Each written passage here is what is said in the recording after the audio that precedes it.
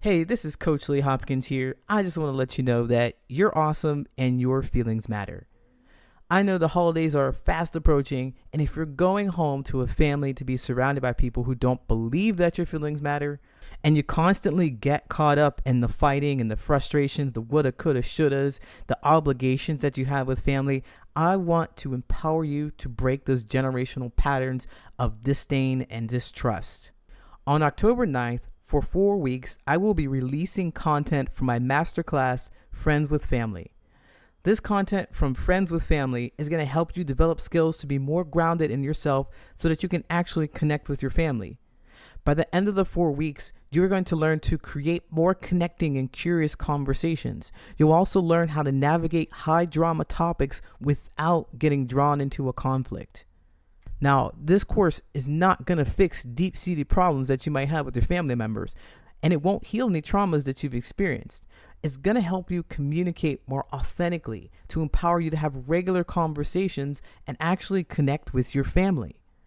Each week, I'm going to release a video for you to watch on demand as you want, and then I will be answering questions on a live Q&A on the coming Friday.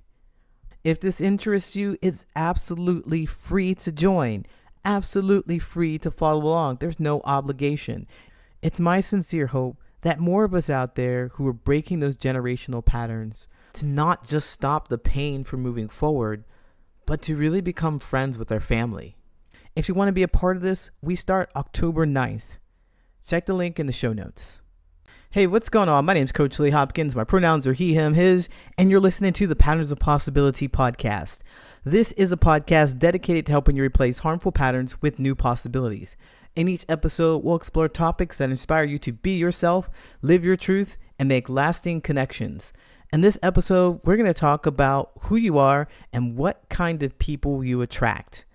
The very first step to finding your tribe is understanding who you are and how you show up in the world. And if you don't know, if you're having difficulty understanding who you are and how you show up, you just need to look at the people around you and who you attract.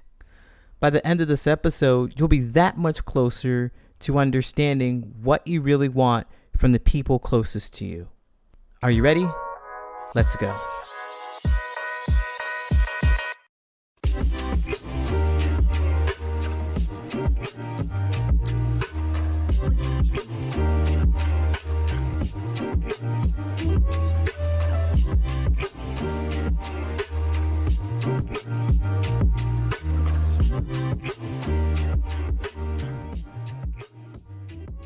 I am a firm believer in the idea that we are the sum of the 5 people that are closest to us. This means that if I want to know who I am, I can simply look at the people around me and they'll reflect that right back to me.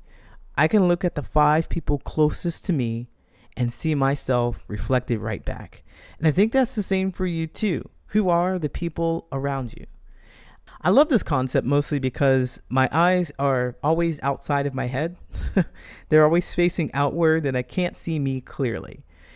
I can look around at the people in my life and I can see them clearly. I can see what they might do and how they might behave. And because I'm hanging around them, because I socialize them, because I share space with them, time, energy with them, there must be something that makes us alike. This is what this concept says. It highlights the notion that our social circles are mirrors reflecting back various aspects, different aspects of our own values, beliefs, and aspirations. So you've probably heard something like birds of a feather flock together, or something that signifies that people who are alike be with alike people. And it's not just with race or gender or anything like that that's really physically present. After we get away from the physical aspects of looking at them and they look like me, we get they act like me, or we get they like the same things as me. We get to places where we go around or be with people who do things that demonstrate that they feel the same way about that experience that they're having. So if you're around people who really are kind and affectionate and fun-loving and curious about who you are, curious about the world, then chances are you are that kind of person. Because if you think about it, people who exhibit these kinds of attributes don't hang around people who are mean and angry and hurtful because it doesn't feel good to them. And likewise with the people who are angry and mean and not good to each other, not kind to each other. They joke on each other all the time. They backbite and they backstab. They hang around people who do those things because it's comfortable and familiar. They would be annoyed at somebody being all curious about them and excited about little things. That would annoy them a lot. So they hang around people who are like them. Now, I pulled out these two extreme examples because it's easier to demonstrate, or it's easier to declare the differences between the two. And it is a bit difficult to see who you are or see how you show up for another person, or rather be experienced from another person's point of view. You really won't be able to know this unless someone is conscious enough to tell you, number one, and if you are conscious and non-reactive enough to actually listen. I've had so many experiences where I believed that I was being kind, I was being caring, I was being connecting, only to have that person tell me no. That was a shitty thing you did. This happens most often with us if we lie. If we don't tell the truth about something. We're like, we're trying to protect your feelings. No, you made it worse. I thought I was helping you. I thought I was being kind. I thought I was being caring. I thought I was being considerate by not telling you that this painful thing happened. Protecting you from it. To find out that that doesn't feel good to them. They weren't experiencing me the way I wanted them to experience me. It's hard for us to hear that reflected back at us. It's hard. But people are experiencing us all the time. And if you have difficulty hearing how somebody might be experiencing you, consider that your friends, the people around you, treat you similarly or will invoke similar feelings in you that you invoke in them. What I mean to say is that if you feel uncomfortable sharing something with your friends, a joyful thing, a scary thing, a sad thing, if you feel uncomfortable sharing that with your friends, there's a chance that you also make them feel uncomfortable when it comes time to talk about things like that. All I'm saying is to look for it. The feeling that you have around them, that they generate in you, is a feeling that you may give to other people. So how do you show up? How do you show up for other people? Do you reach out to them when you're bored and you don't know what else to do? And then maybe complain that people only reach out to you when they're bored? Take a look at that. If you only reach out to people when you need something and they reach out to you when they need something, take a look at that. How are you being in the presence of other people? If you're not sure, look at how people are treating you. If people are treating you in a way that you don't believe you deserve, then what are you doing there? What are you doing connecting with those people? Do you believe that you deserve that? Are you that kind of person? If you're not, then what stops you from making the change? What stops you from moving away from those people who just want to talk shit about you? Who just want to rain on your parade? Who just want to see you be sad? Even if you say, hey, these people aren't like me, I'm not like them, you're still hanging around them. And the feeling that they give to you is stifledness, is frustration, is rejection. They give that to you. If you hang around people like that, I'm telling you that it's likely you're doing the same to other people. You're living in that rejection. You do it to other people. This shows up for me so much. That's why people say karma, karma, karma. Give, give, give, and you will get. You notice the feeling of joy that you give to others, and you'll get it right back. But many of us haven't been trained or even think about noticing the other feelings of rejection, of sadness, of fear, and how we do it to other people. Sneaky like. People do it to us. We live in it. We feel it all the time, and we just can't help but to reflect it back out to other people. Those 5 people that you hang out with, who are they? What do they do? Are they inspiring? Are they challenging? Are they angering? Are they annoying? What's special about them? What attracts you to them? Are you there just because? That's a flag. That's something to pay attention to. You said, I don't know why I like them. I don't know why I hang out with them, or just because, or we've known each other for such a long time. Pause.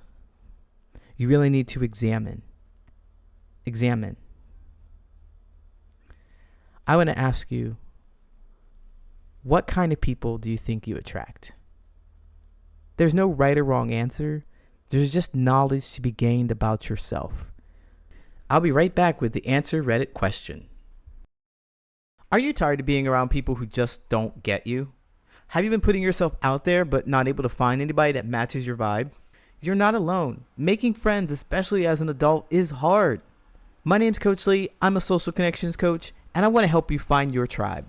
I have a 3-step coaching program for groups and individuals that's designed to help you get to the right place, to meet the right people, to have the right kind of conversations that leave you feeling fulfilled, appreciated, and understood. After going through the Find Your Tribe coaching program, you'll discover who it is that you really want to be connected to, how to find those people, and what you need to talk about so that your relationship moves from an acquaintanceship to a close friendship. And with this program, you won't be on this journey alone. You'll have access to a private community in which there are others who are just as intentional about making the kind of connections you are. You'll also have access to live events like weekly Q&As, speed friending, and much more. You'll be able to practice your skills in a safe environment and feel confident to connect authentically when you get out into the real world. If you're ready to get started on making meaningful connections and lasting relationships, then apply to the coaching program by using the link in the show notes. All right, now it's time for the Reddit friendship advice question. If you have a friendship advice question that you think I should answer, tag me in it on Reddit. My handle is Brilliant and Resilient. That's Brilliant, the letter N, Resilient. Why do I always attract selfish friends? I'm feeling so shitty right now. My cat has been severely ill all week, and I lost a friend today. I always really struggle to make friends, and in rare cases that I do, they always turn out to be incredibly selfish and need to have everything on their terms. And I know that selfish is the word that people like to throw around a lot, but in this case of these folks, I think they were objectively selfish. I can't think of any other word I can honestly describe them with. So, I fell out with my best friend last summer. To make a long story short, we went road tripping together, and she had no concern whatsoever for all the hard work I was doing driving us around safely. She was just pissed that the vacation wasn't as fun as she had imagined, and resentful that she had to help navigate the GPS because she felt like she shouldn't have to spend the whole trip looking at her phone. After that whole debacle, I was really eager to go out and make new friends. I knew it would be difficult because it's always been hard to find people who are willing to hang out with me. I knew that developing another best friend would not be easy, but my expectations were super low. I met a few people at events who I thought I had a rapport with, but after I tried to reach out to them via text, they all ghosted. Eventually, I met a woman at a party who I really hit it off with. We totally clicked. We were like best friends almost instantly. She's 45 and I'm 30. but the age difference felt invisible. Over the past 4 months, we were texting and talking on the phone almost every day. In October, we made plans to hang out, but I had to cancel because my cat had a medical emergency. He needed to get his stomach cut open, and it required me to provide constant intensive care for the next few weeks. Then, when I went back to visit my family in California for the holiday seasons, we continued to keep in touch. In California, my cat healed from his surgery, and I told her I'd love to get together once I was back in town. She told me of a dinner party she was throwing on a Saturday, and I told her I couldn't wait to come. On the way from the airport, my cat had yet another medical emergency. He developed a serious allergy attack on the taxicab and had been struggling to breathe ever since. He had to get oxygen therapy at the vet, and I've had to monitor him very carefully to make sure he stays alive while I'm waiting for his new oxygen kit to arrive in the mail. If his breathing starts to get out of control, I will have to rush him to the vet's office once again for more oxygen treatment. I explained to her that I couldn't come over for dinner because she lives over 2 hours away from me, and I can't leave my cat alone for that long while he's having these respiratory difficulties. Her response was that she would no longer make plans to hang out with me again because my cat has chronic health problems and more emergencies are inevitable. So she doesn't want to be canceled on in the future. She said that it was disingenuous of me to say yes to hanging out with her when I know my cat has health problems that could come up. I explained that these were both medical emergency situations unrelated to each other, that I had no way of predicting those in advance. She expressed that I am too self-involved and too preoccupied with my cat to have any considerations for other people's and their plans. According to her, my cat nearly dying is a good reason to cancel, but people always have good reasons, and maybe you were never actually free to begin with. I told her that it was very unreasonable to ask me to place her dinner plans over my deathly ill cat.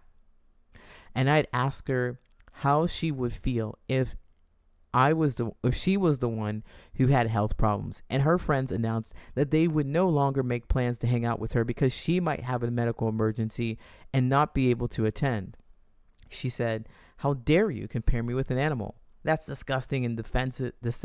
That's disgusting and offensive, and never do it again." These are just two of my most recent examples, but almost every friend I have ever had has made something like this. Why? What is wrong with me? Why don't decent people ever want to spend any time with me? And that's the end.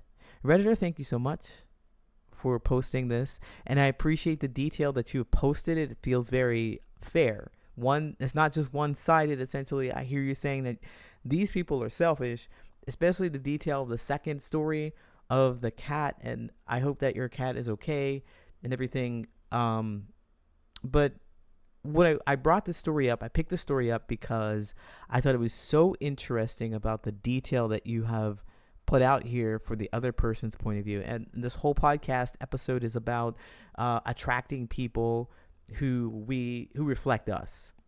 Attracting people who reflect us or reflect some kind of belief about who we are and how we show up in the world. And this story just nails it. Just nails it. The first one about your friend being selfish because they want to pay attention to their phone and not talk to you, that doesn't feel really great. I can see that. That doesn't really feel really great. It feels like you're being rejected. Essentially, you did all this work to create this trip, and there's not too much detail about it, but all they want to do is watch on the phone, look at their phone. They don't really want to engage with you, and that's what road trips are for, in my humble opinion. And that's probably what you hope to get from it, is engagement and conversation and more connection. So you left that person behind. Good, gone. Left them behind because you're looking for something that's more important, people who are interested in you. So the second one, though, is what really intrigued me about the cat and the story about how there's rejection at play. This is my analysis of it. There's rejection at play where essentially your 45-year-old friend wants to connect with you and they feel completely rejected, and you're frustrated that they're feeling rejected. This is my analysis again, person outside looking in.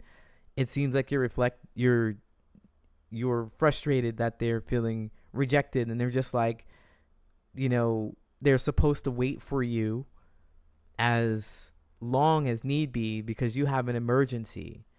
And you can tell them with the best intentions that you were going to connect with them, you were going to be there, you're going to show up for them, but you expect them not to be upset when you can't show up. Even though you have a really great reason, it sounds like you expect them not to express that. Like, don't get mad at me because I can't control the situation. They can't control the situation either. They can't control the fact that they're there. They really wanted you to be there, and you're not going to be there for them. You're not going to connect with them, and they're disappointed, and they have to go through that frustration and sadness and loneliness, disappointment or whatever they're feeling on their side. And you're wondering why. This is what you always attract: selfish people. I'm having a bit of difficulty understanding what you would expect from someone. Well, no, I'm not. I'm not having difficulty with it. I just don't like it. I think that's what's happening with me personally. I'm like, they're selfish. They clearly explain how they understood your experience, but you don't like that. What you really wanted them to do was say, yeah, it's okay. You can break my heart as many times as possible. I will just invite you to the next one, and I just will hope and pray that you'll come. I hope and pray that things will be great for you and your cat and that you'll come. I'll make sure that I make food and make plans based on you and expect you to be there. And when I put all this effort into making this food and making these plans to be with you, and you don't show up, when I choose you over everybody else in my life and you don't show up, I'm just going to smile at you and invite you next time. This person who is 45 years old doesn't have time for that. This person who's here is talking to you right now, who is 40 years old, I don't have time for that. I don't have time for that. Besides which, your cat has all of your attention and all your focus, just as this 45-year-old person had pointed out. Like, they need you. They need you, and you want to be there for them, and everybody else be damned. I would say that is pretty selfish. Now, I like the word I like selfish. I like when people are selfish. Be selfish. Be selfish all you want. But I think that you are also this thing that you don't want other people to be.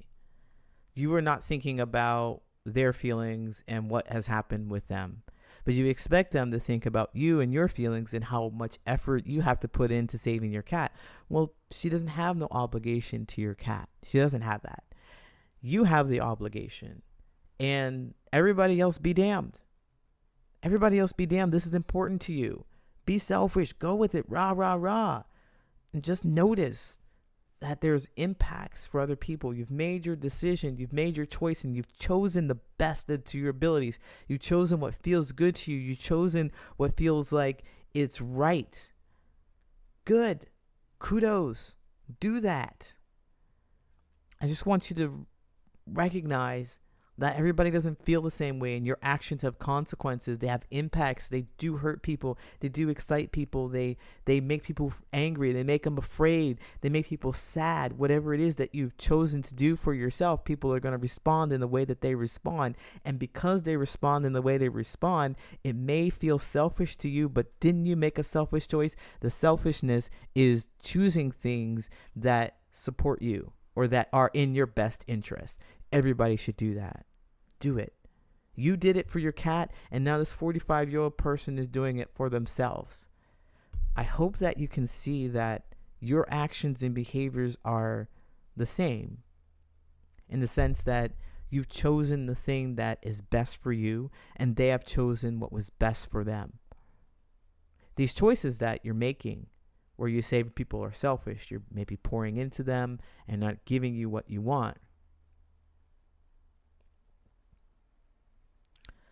I think the 45-year-old did the same. They poured into you, hoping to have you for dinner, and you not being able to show up probably many more times than what was expressed here. And they were just like, I can't take the heartbreak. I can't take that pain. I'm just going to stop. And I'm going to tell you. They told you. They didn't just ghost you. They told you. I think that's pretty dope with them. I also think that it's an opportunity for you to learn from this experience, for you to recognize that you are also selfish. Being selfish is not a bad thing. You're attracting people who do things in their own best interest, and what happens is that their best interest does not align with your best interest. Good friendships, strong friendships, lasting friendships are based in those who do act selfishly, but the benefits of their selfish act, they align, they cross over. They both have something in mind that supports each other. They both have values that support each other. And so that's what's really missing here. So what are some of those things that are important to you that should be important to your friends as well? And then they would respond in the same way. Like, for example, if your cat was in your friend's life, like you had a friend and somehow, let's just say they've known the cat forever and they had just as much emotional attachment, they'd be willing to behave the same way if they noticed that there was a medical emergency, and they'd be like, woo, dinner party be damned, I'll be right over. They would behave the same way. They'd be acting selfish. They'd be acting in their own best interest because they care about the cat, they care about you. And you are acting selfishly because you care about the cat too. I hope this makes sense to you. But people act selfishly. They act in their own best interest. And the friendships and the relationships work when those values or those selfish interests align. They intersect. They overlap. Redditor, thank you so much for asking your question. I know that you didn't ask me to answer it, but I did, and I hope that it helps. Best of luck to you. Take care.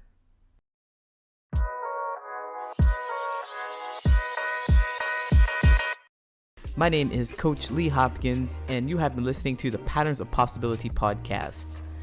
You can find me at patternsofpossibility.com and on all social media at Patterns of Possibility. And as always, I want to encourage you to be yourself, live your truth, and there you'll make lasting friendships.